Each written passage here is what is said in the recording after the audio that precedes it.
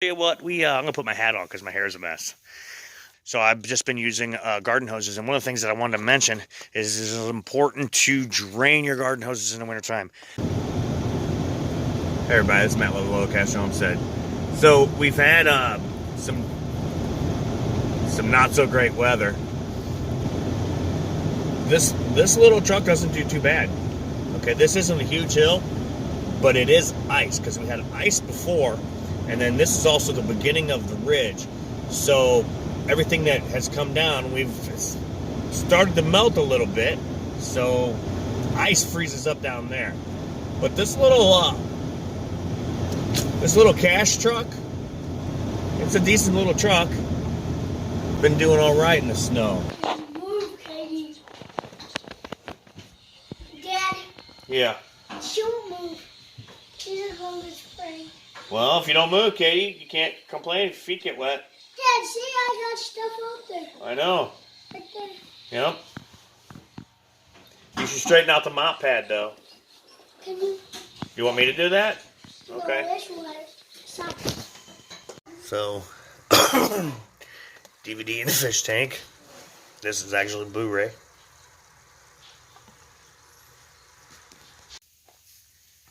Hey everybody, Matt with the LowCash Homestead. We just stepped in the greenhouse. It is actually quite warm in the greenhouse. Cooled off a little bit since it's getting late in the afternoon. But let me show you what I'm gonna put my hat on because my hair is a mess. Got winter hat hair, right? Let me show you what we've done. With the holidays coming up, it hasn't been a whole lot, but I'm gonna show you what we have done.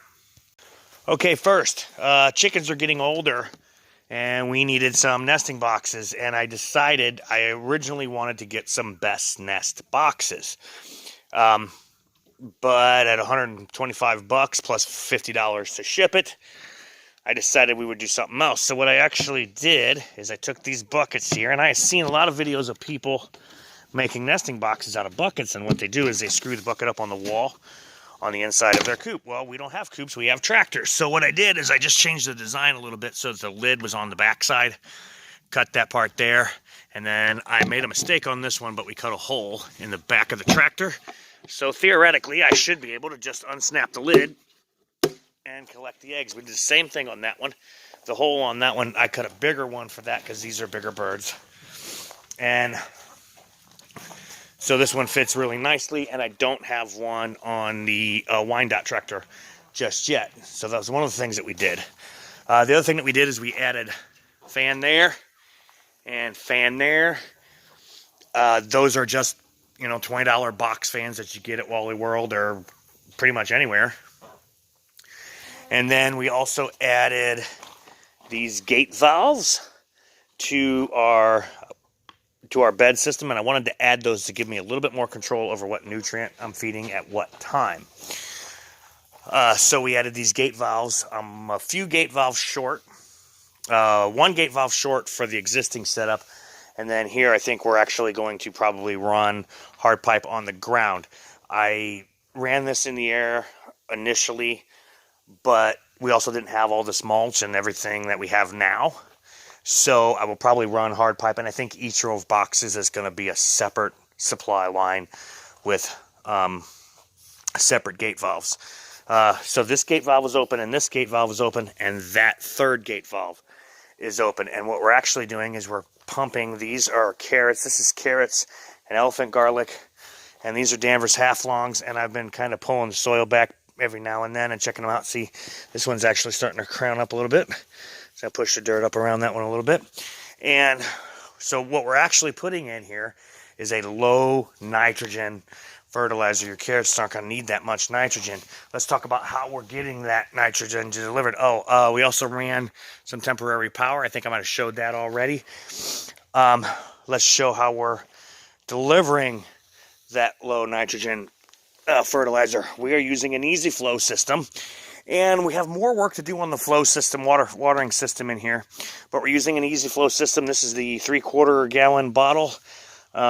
Whether you get it from Tech Supply or Amazon, whatever, it's still going to cost you about $75.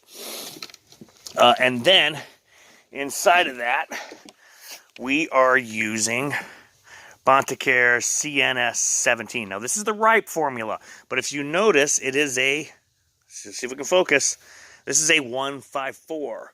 So very little nitrogen, a decent amount of potassium, and a decent, let's rephrase that. So very low nitrogen, decent amount of phosphorus, and a decent amount of potassium. So you put this is a commercial grade, industrial grade fertilizer. It's also meant to be, it's designed to be dispersed directly through your watering system. It's actually commonly used in hydroponics and in cannabis and hemp production as well. So this has 17 as your macronutrients, but it also has 17 of your micronutrients. So we are dripping that through our drip tape. And this is 12-inch drip tape. I got a huge roll of this, like a 1,000-foot roll of this years ago. And I haven't used it all. There is a 4-inch drip tape available. And I think I've been checking into that.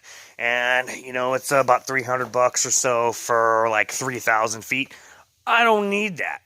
I don't need 3,000 feet of it. So if you know a source where I can get 1,000 feet or less at an economical price, please leave that in the comments below. The reason I want to switch to 4-inch drip tape is because I like to space my carrots out just a little bit more. Theoretically, they should be about 4 inches, and you can see that some of these are, but others are a little bit closer. But I just hand dibbled these. I plan on building some dedicated boxes for that. We're using a box that had something else in it. I plan on building some dedicated boxes for carrot production. And with that 4-inch drip tape, I think I can get the nutrient solution like right down on the carrots.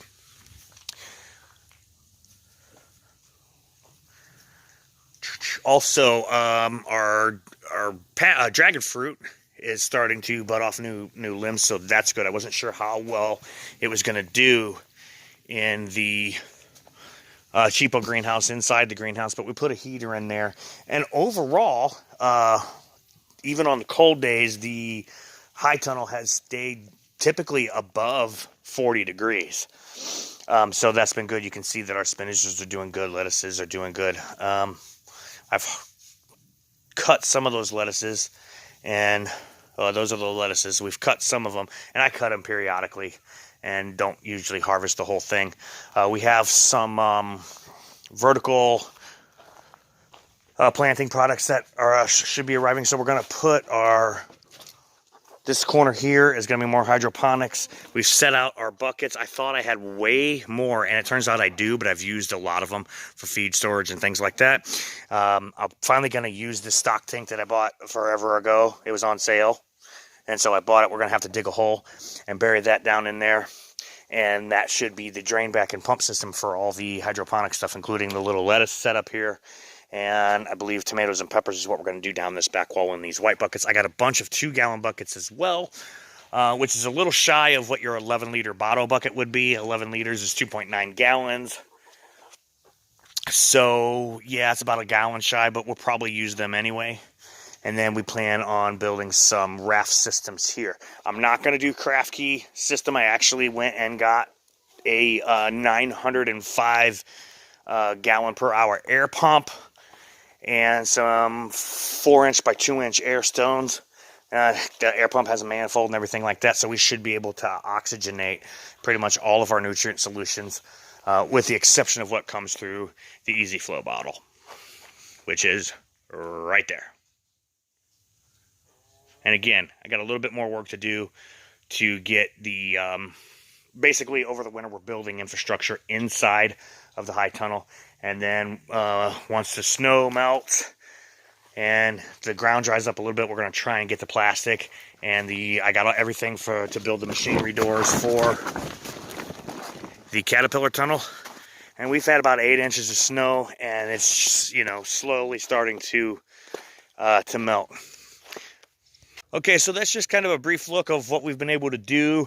We're going to try and get some more work done over the holiday season. Believe it or not, here in Missouri, it is projected to be in the 60s on Christmas Day, which should be awesome considering that I got the kids a lot of outdoor play stuff, powered by gasoline. A couple of them are powered by electric because some of the kids are a little bit smaller, and I wasn't sure whether or not they would be ready for some of those on a scale of gasoline powered. This is Matt with the LowCash Homestead. Thank you very much. Ooh, let's get that light right. Hey, thank you very much, and have a good day.